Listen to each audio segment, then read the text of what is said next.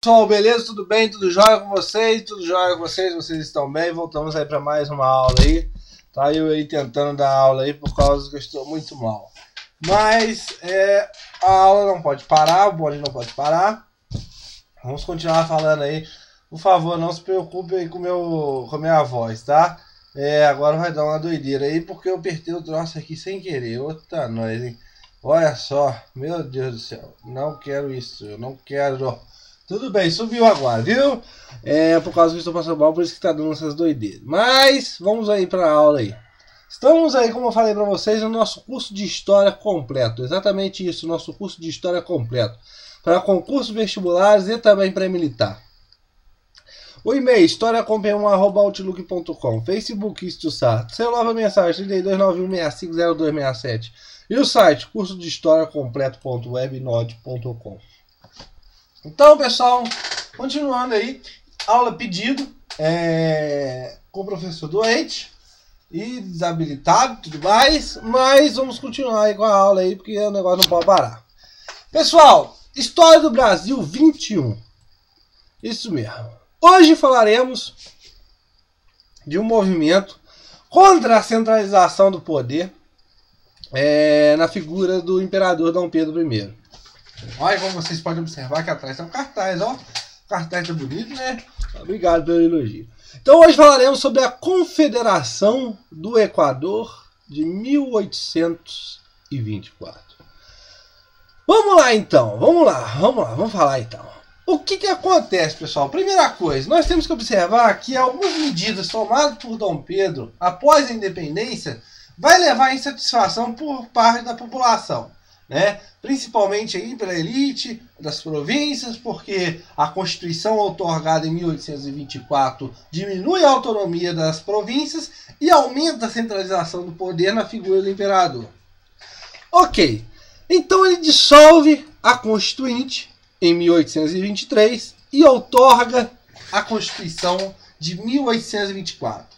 O Brasil nasce independente, mas endividado e uma Constituição outorgada, uma Constituição imposta.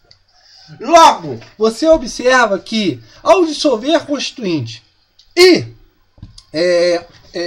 impor uma Constituição, você observa um descontentamento por parte de brasileiros. Nada mais, nada menos, Dom Pedro I ainda era português. As pessoas que ficavam no círculo mais próximo dele, os cargos mais chegados dele, eram portugueses. Então tinha aí um descontentamento nesse caso. O que vamos observar? O descontentamento.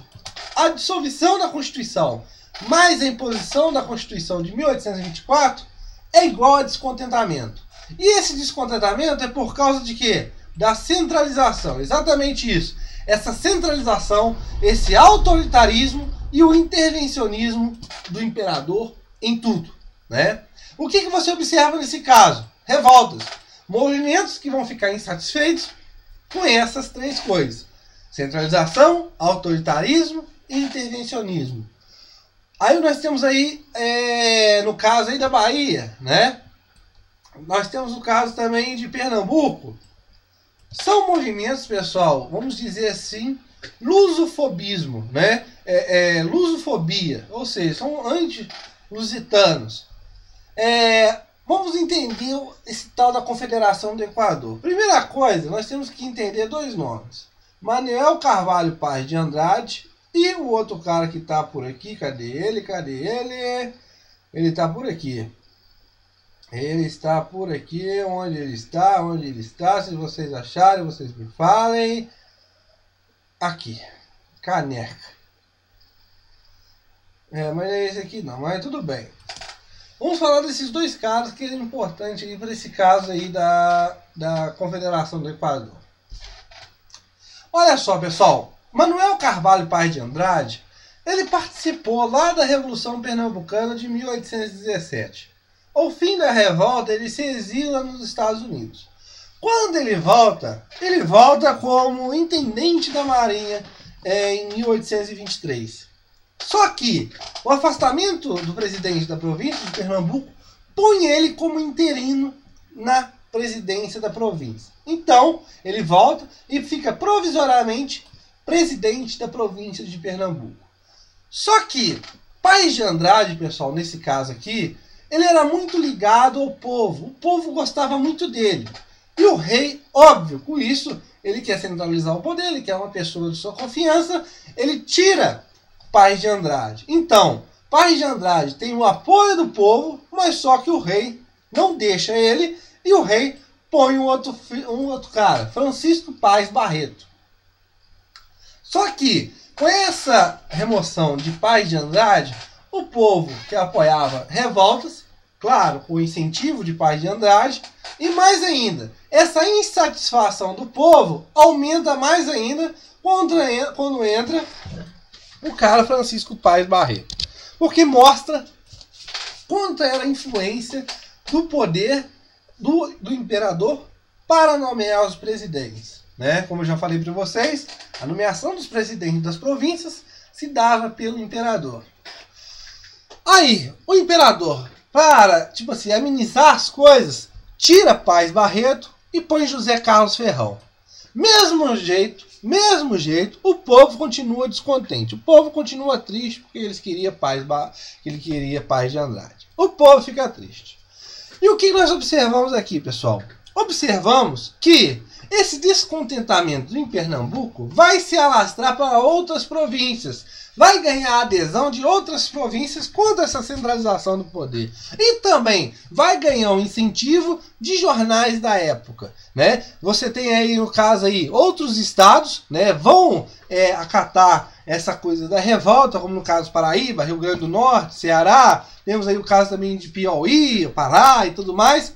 Mas os jornais também vão usar desse jeito para criticar, para ir contra essa centralização. Temos o caso aí do Diário do Governo de Pernambuco, o Tifes Pernambucano, né? Que era contra essa centralização e começa a divulgar essa revolta contra esse poder autoritário do imperador. Claro, incentivado por Paes de Andrade. Beleza, pessoal? Então, em 2 de 6, né? 2 de 6, 61.824, não, é 2 de 6 de 1824, Paes de Andrade, ele cria a tal da Confederação do Equador de 1824, né? Então, Paes de Andrade propõe que fizesse uma confederação do Equador, né? O que nós temos a observar aqui? O que seria essa confederação do Equador?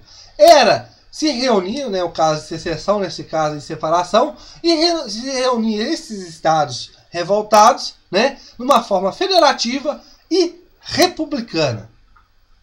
E adotar uma nova Constituição com o modelo colombiano, como o modelo da Constituição colombiana, na época, a tida como a mais liberal da América, na América Latina. O que você observa nesse caso, então? Eles querem a separação, querem formar um novo Estado e, principalmente, uma nova Constituição mais liberal. E o que você vai observar nesse caso? Vai haver as revoltas e você vai observar um cara, o chamado Frei Caneca, né? Por causa do seu nome, ele era uma pessoa humilde e tudo mais, ele vendia canecas na cidade, e ele fala também na ideia de extinção do tráfico negreiro para o Porto de Recife.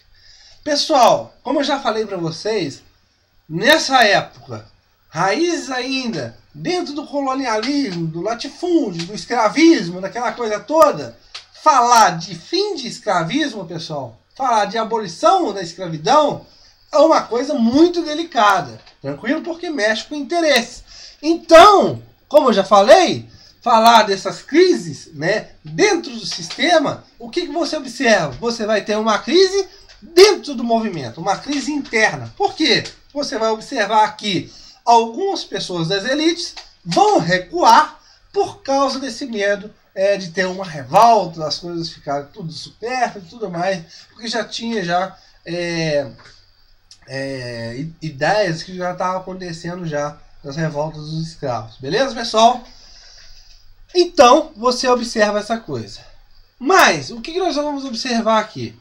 Esse movimento da Confederação do Equador de 1824, ela teve uma ampla participação popular. você observa que mulatos, negros, livres, pessoas pobres e tudo mais, fazendo parte do exército, pegando em armas e tudo mais. Mas era, consequentemente, um movimento, o quê? Rural. Um movimento urbano. Ou seja, eles usam dessa arte da massa participar, mas é um movimento urbano. Claro que, com a radicalização desse movimento, você vai observar o quê? Que isso vai amedrontar as elites. Mais ainda, a extinção da escravidão, né? A radicalização do movimento que começa a se tornar, vai afugentar muitas pessoas das elites que participavam dessa revolta. O que vai acontecer? Óbvio, a derrota, né? Paes de Andrade, ele vai se refugiar no navio inglês e os outros pessoal vai ser presos e executados. Com isso também vai para a morte, para a cidade de Pé-Junto, Frei Caneca. Beleza, pessoal? Mas o que nós temos que observar aqui?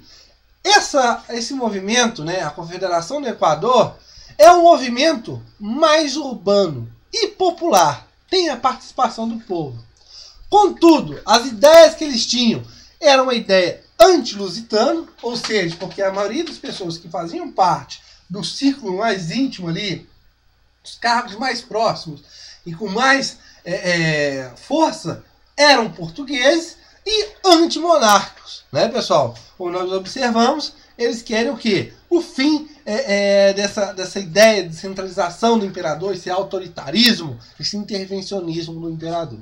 Beleza, pessoal? Então você já observa aí, no nascimento aí já do Brasil independente, você já tem um movimento contra o regime adotado. Beleza, pessoal? Na nossa próxima aula falaremos mais sobre alguma coisa aí. Se não me engano, é a abdicação do nosso incrível Dom Pedro I. Beleza? Um abraço.